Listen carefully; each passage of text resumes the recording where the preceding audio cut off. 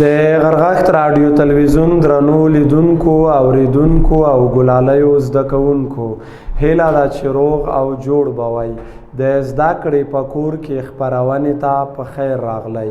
نن د 10م صنف د مضمونونو نوبت دی نن د ریاضي په مضمون کې د کارتیزاین په حاصل ضرب باندې خبرې کوو د کارتیزاین حاصل ضرب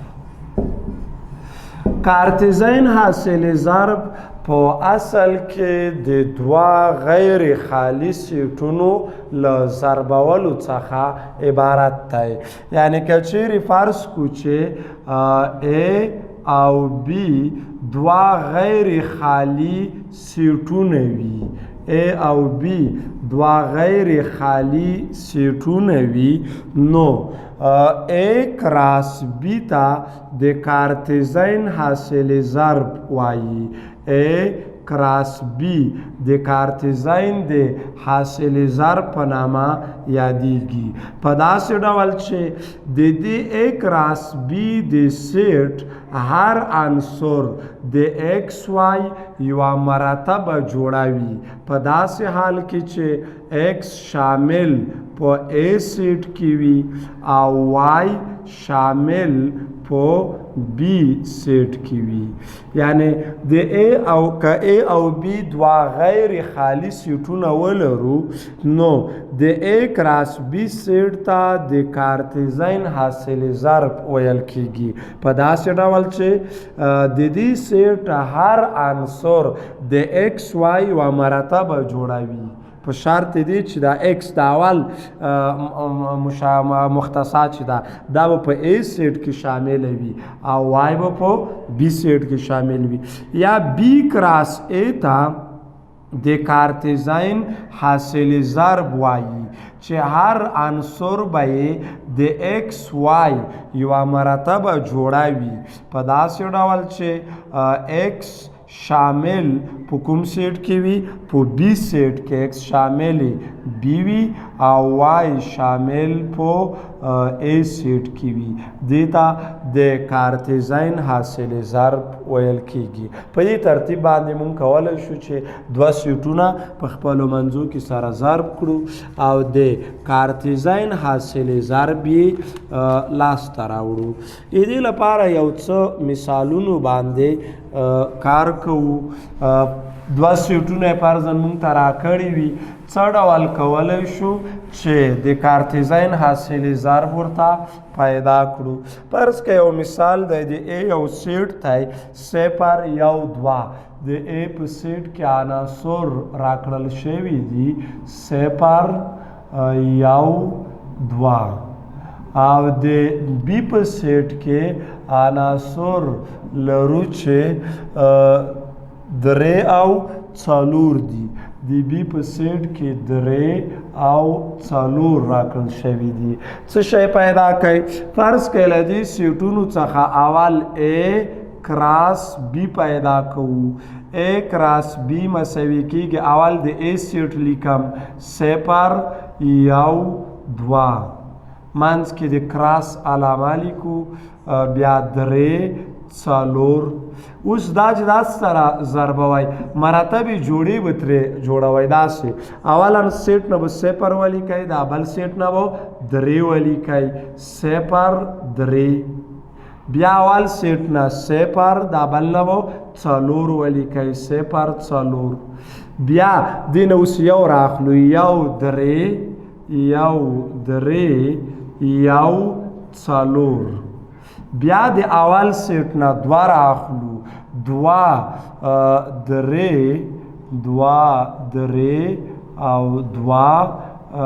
4 په دې ترتیب باندې د A کراس B سیټ لاسته راوړلی شو اوس راځو د B کراس A سیټ ته B کراس A مساوي کېږي له اول د B سیټ ته B په سیټ کې عناصر څو دي 3 4 کراس بیا د A سیټ ته د A په سیټ کې عناصر 0 1 2 دي دا اوس سره ضرب کوي د دې د ضرب حاصل مساوي کې اول سیټ نه 3 راخلو 3 صفر دا یوه مرتبه جوړه شوله بیا 3 یو لیکو بیا 3 څلور اوس د اول سیټ څخه څلور ورته راواخلئ څلور دا د دویم سیټ هر عنصر ورسره لیکئ څلور صفر څلور یو څلور دوه دا د بی کراس ا سیټ شو فرض کړئ د بی کراس بی سیټ څنګه پیدا کوئ بی کراس بی سیټ مساوي کېږي له اول د بی سیټ راخلو عناصر یې څو دي 3 څلور کراس بیا د بی سیټ 3 څلور مساوي کېږي له دا اوس سره ضربوئ 3 یو مرتبه جوړوئ څه شی شي 3 بیا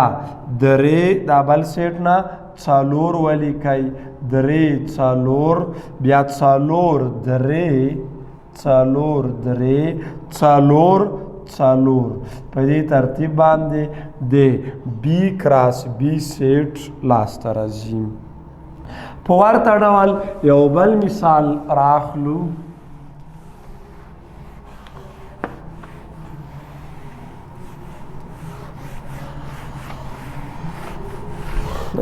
فرضاً ا یو سیټ دی ا سیټ مساوي کېږي له ا بی سره دا عناصر پکې دي ا مربع پیدا کوي یا ا کراس ا پیدا کوي ا مربع نه هدف څه شی دی ا مربع نه هدف ا کراس ا مساوي کېږي له اول د ا سیټ ا بی لري کراس بیا دی بی سیټ دی بی په سیټ کې هم ا بی دا اوس مساوي کېږي له دا سره ضرب کوي ا دې نه به یو مرتبه جوړه شي ا بیا ا بی لیکو بیا د اول سیټ نه بی ورته مخته کوو بی ا او بی بی په دې ترتیب باندې د ا کراس ا سیټ څنګه کېږي دا لاسته راځي یا یو بل مثال لرو که چیرې n د طبیعي اعدادو یو سیټ وي یعنی د n په سیټ کې یو دوه درې عناصر وجود ولري او د l په سیټ کې صفر وجود ولري نو څه شی پیدا کوي n کراس l پیدا کوي n کراس l پیدا کړئ دا مساوي کېږي له n کراس l داسې پیدا کوو اول عنصر به د n سیټ نه راواخلئ یو دویم سیټ نه به صفر ولیکئ یو صفر بیا دوه صفر بیا 3 صفر په همدې ترتیب څلور صفر او داسې نور دا د n کراس l سیټ په لاس راغی همدا ډول د کتاب یو بل مثال راخلو بل مثال داسې ښودلی دی چې که چیرې n سیټ n د طبیعي اعدادو سیټ وي یعنی په طبیعي اعدادو سیټ کې یعنی یو دوه درې او داسې نور عددونه وجود ولري ډبلیو هول نمبر یا مکملو اعدادو سیټ وي یعنی صفر یو دوه درې او داسې نور عناصر پکې وجود ولري نو ډبلیو کراس n پیدا کړئ W کراس n مساوي کېږي وینئ دا داسې ضربوئ اول د W د سیټ نه عنصر راخلو څو صفر د n نه یو سره ولیکئ صفر یو بیا همغه W نه صفر د n سیټ نه څو سره ولیکئ دوه ولیکئ صفر دوه بیا هلته صفر دې نه به څو ولیکئ درې ولیکئ بیا صفر څلور او داسې نور اوس بیا د ډبلیو د سیټ نه دا ځل یو راخلو هلته هم یو ولیکئ یو بیا یو هلته دوه ولیکئ یو دوه بیا یو درې لیکو همداسې ټکی ټکی بیا د ډبلیو د سیټ نه دوه ورته مخته کوي دوه هلته څو ورسره ولیکئ یو بیا دوه بیا دوه درې په همدې ترتیب باندې نور دا د ډبلیو کراس ان سیټ په لاس راغی په دې ترتیب باندې مونږ کولی شو چې دوه غیر خالي سیټونه سره ضرب کړو او د کارتیزاین حاصلې ضرب یې په لاس راوړو بل راځو د کارتیزاین حاصلې ضرب ګراف ته د کارتیزاین حاصل ضرب گراف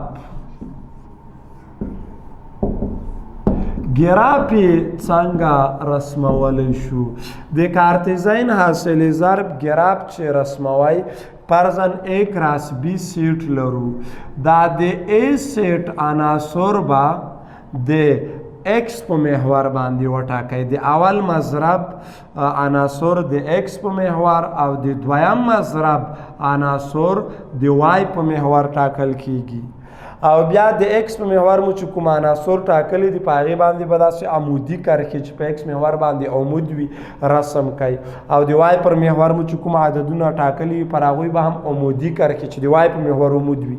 یا د x محور ته موازي وي دا کرښې به رسم کوي د کرښو له تقاطع څخه هغه د مرتبو جوړو نقطې د وضعیه کمیاتو په سیستم کې لاسته راځي لکه یو مثال راخلو د A سیټ مساوي دی له یو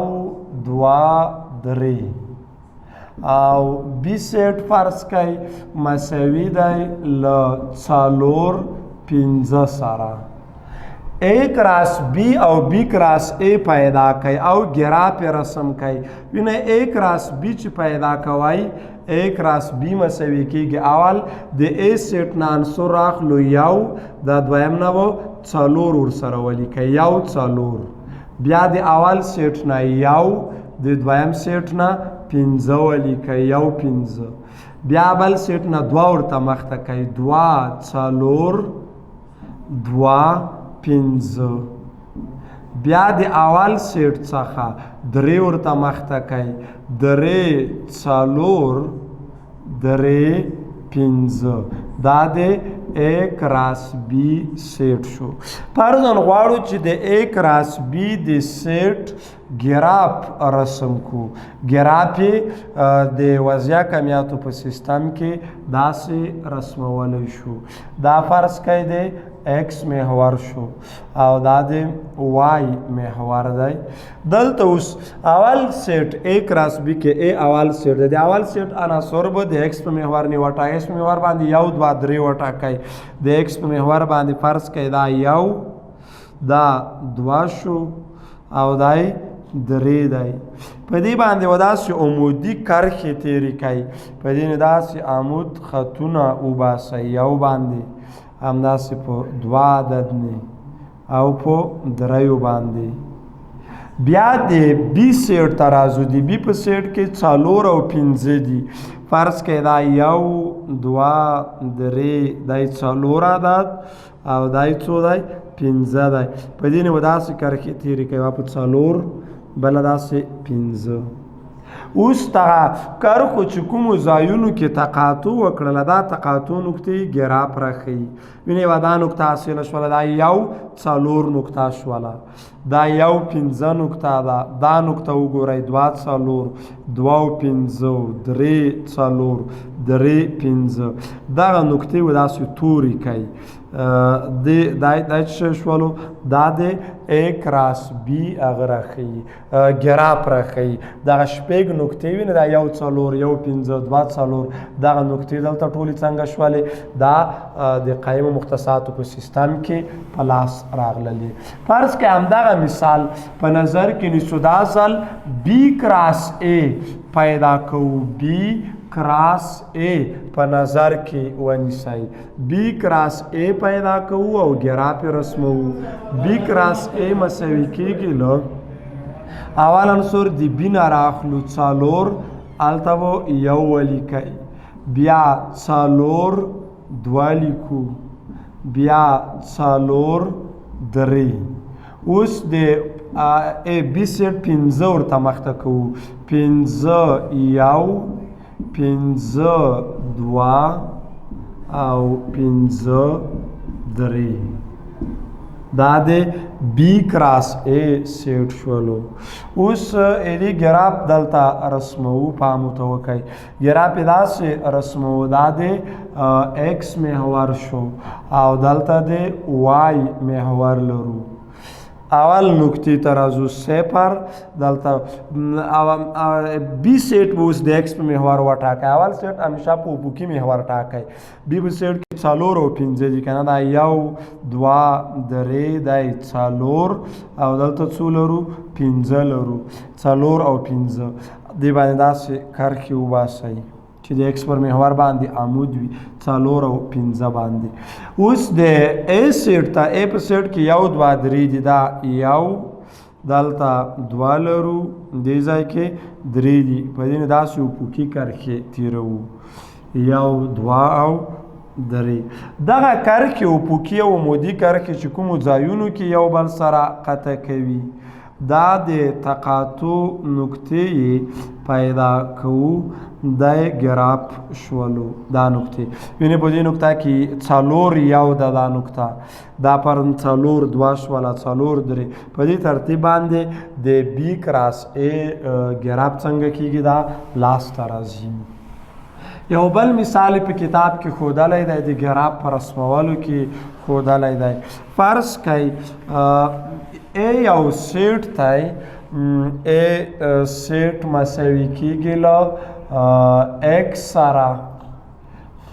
په داسې حال کې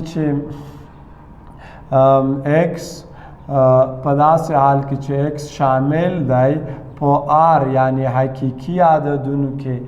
ایکس فرضاً کوچنی مساوي 3 دی، لوی او مساوي 0 وي. دا د ا یو سیټ دی. بي یو سیټ دی، دا مساوي دی له وای سره په داسې حال کې چې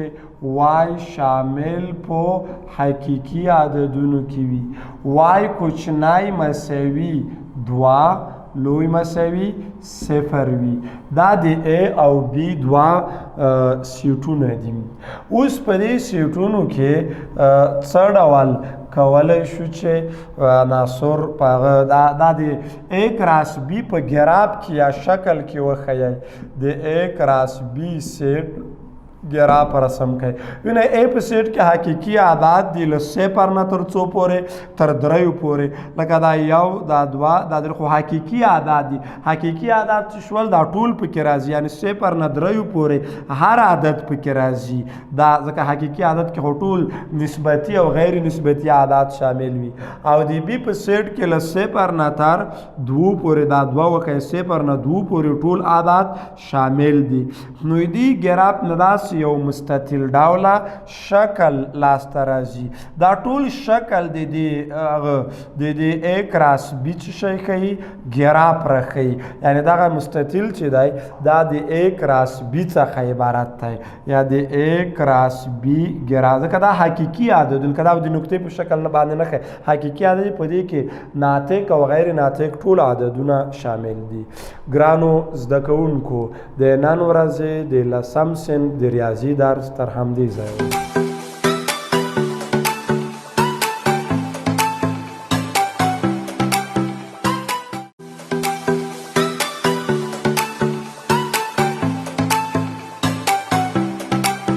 ګرانو زده کوونکو د 10م ټولګي د فزیک نوبت دی.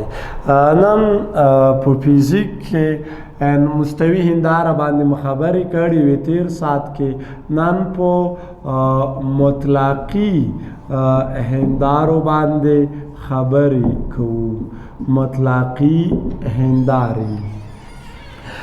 مخکې له دې څخه چې مطلقي هندارې او د مطلقي هندارو په منځ کې د تصویرونو شمیر پر معلومولو باندې کار وکړو. لومړی راځو په مطلقي هندارو کې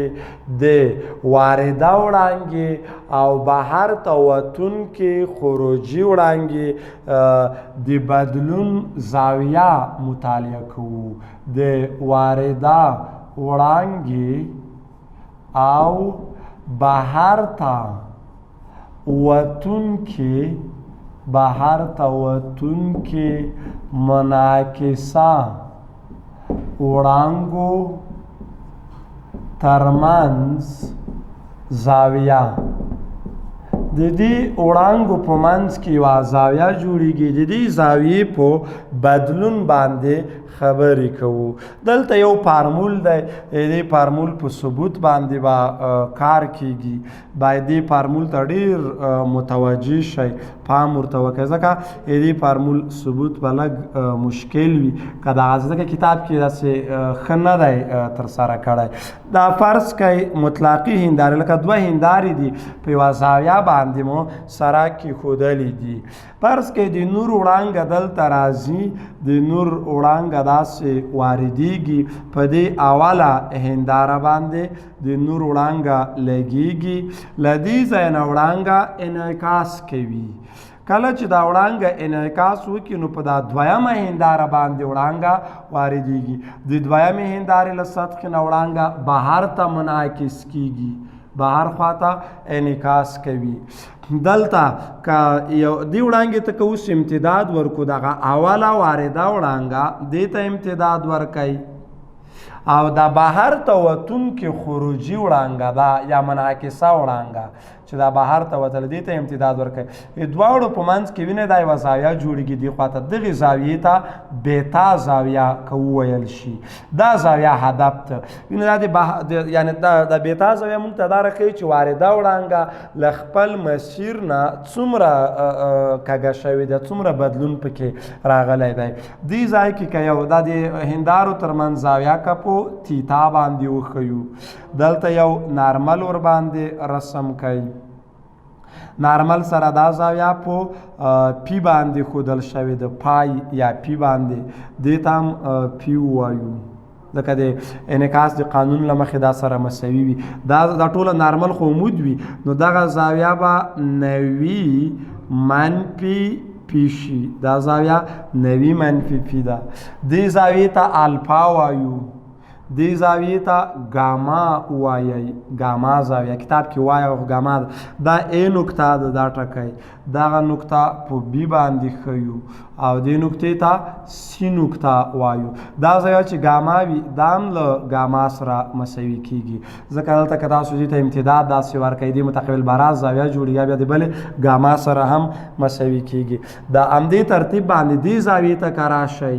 وینئ که دې ته داسې امتداد ورکوئ دې زولې ته داسې دغه پاس زاویه به څه شي، دا زاویه هم له دغې زاویې سره 90 منفي ګاما، دا بیا دې سره متقابل براس راځي، دا هم 90 منفي پی بللی شو، 90 منفي پای یا فی. دا هغه ده. د اوس راځو فارمول څه شی دی. مطلوب دا دی بیتا زاویه مساوي کیږي. فارمول داسې دی چې بیتا مساوي کیږي له 380 درجې منفي 2 تیتا. دا فارمول ثبوتو دا مون مطلوب دی. دې اړیکې د ثبوت کولو په خاطر باندې لومړی څه وکئ، لومړی ورته د یو مثلث چې هغه د ا د نقطې ته که او وایو ا او سی مثلث په نظر کې نیسو. کوم مثلث؟ ا او سی مثلث دا په نظر کې ونیسئ. مونږ تاسو پوهیږو چې په مثلث کې د داخلي زاویو د پراخوالو مجموعه څومره وي؟ 180 درجې وي. نو دا درې واړه زاویې چې د مثلث په داخل کې موجودې دي هغه کومې زاویې دي؟ ګاما زاویه جمع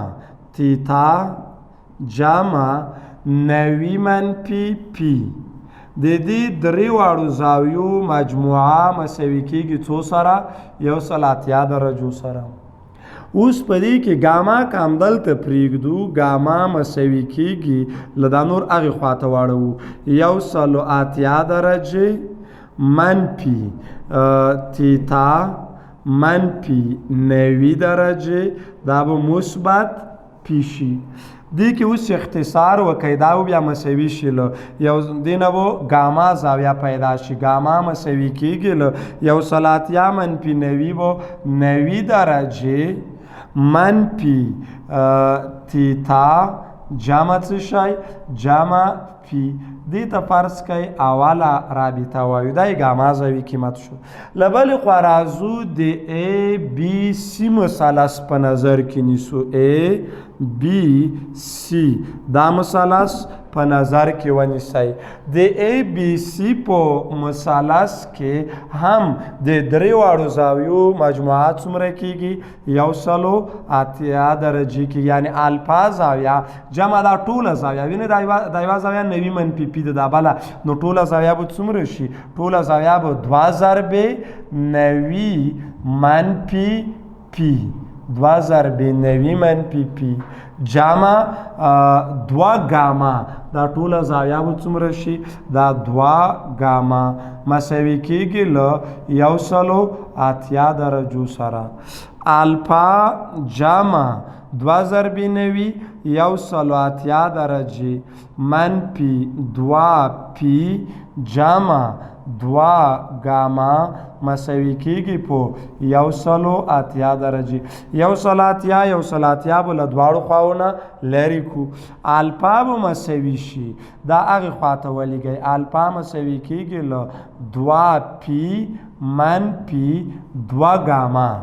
2 که مشترک ورته ونیسئ الفا مساوي کېږي له 2 ضربې پي منفي ګاما دا دې ته که دویمه رابطه ووایو مونږ خو ثبوت د بیتا زاویې په خاطر باندې کوو اوس بیتا زاویې ته راځو دلته پاسې لیکمه د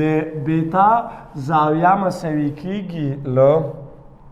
بیتا زاویه که شکل ته ځیر شئ بیتا به مساوي شي دا زاویه مساوي کېږي له دا دواړه زاویې که داسې وګورئ د مستقیمې کرښې یوې خواته واقع دي یعنې که داسې ولیکو چې بیتا جمع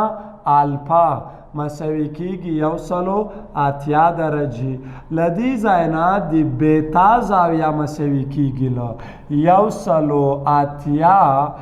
منفي الفا بیتا مساوي کېږي 180 منفي الفا اوس بیتا زاویه به مساوي شي 180 منفي الفا الفا پر ځای دا قیمت ولیکئ د الفا پر ځای دغه قیمت راواخلئ یعنی 2 ضربې پي منفي ګاما 2 ضربې پي منفي ګاما دا اوس ساده کوو داسې چې بیتا مساوي کېږي 180 منفي دا 2 ور ضرب کوي منفي 2 پي مثبت 2 ګاما د ګاما پر ځای خپل قیمت لرو وینې د ګاما قیمت دلته دا راواخلئ وضع کوئ بیتا به مساوي شي 180 درجې منفي 2 پي جمع 2 ضربې ګاما ګاما پر ځای 90 منفي تیتا جمع پي 90 منفي تیتا جمع پي دا اوس ور ضربوو دا چې ضرب کوي د بیتا زاویه مساوي کېږي له 180 درجې منفي 2 پي جمع 2 ضربې 90 180 درجې منفي 2 تیتا مثبت 2 پي مثبت 2 پي منفي 2 پي 180 منفي 180 دا یو بل سره ختم شول څه شی پاتې شول بیتا زاویه مساوي کېږي له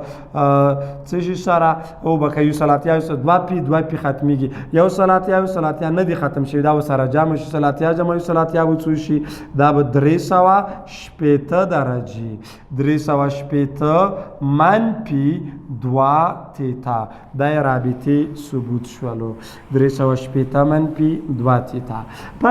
فرض کو یو مثال په ډول که ووایو چې که د مطلقي هندارو په منځ کې د تیتا زاویه 120 درجې وي د مطلقي هندارو په منځ کې د تیتا زاویه 120 درجې وي نو بیتا پیدا کړئ بیتا به مساوي شي له 360 منفي 2 ضربې تیتا تیتا پر ځای 120 لیکو له دې ځایه به بیتا مساوي شي 360 منفي 2 ضربې 120 2 ضربې 120 به منفي 240 څلوېښت شي. 360 منفي 240 140 درجې. خو دا 140 درجو نه به تاسو دا معنا نه اخلئ چې فرضاً هر څومره چې دغه تیتا زاویه وي همدومره به بیتا وي. دا یو خاص یا ځانګړی حالت دی چې دغه د هندارو ترمنځ زاویه د بیتا له زاویې سره مساوي شوله. په هر وخت نشي مساوي کېدلی یا په نورو حالاتو کې مساوي کېدلی نشي. فرضاً که د تیتا زاویه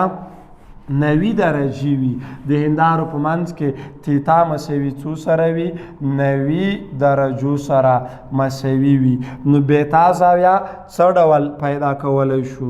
بیتا به مساوي شي له 360 درجې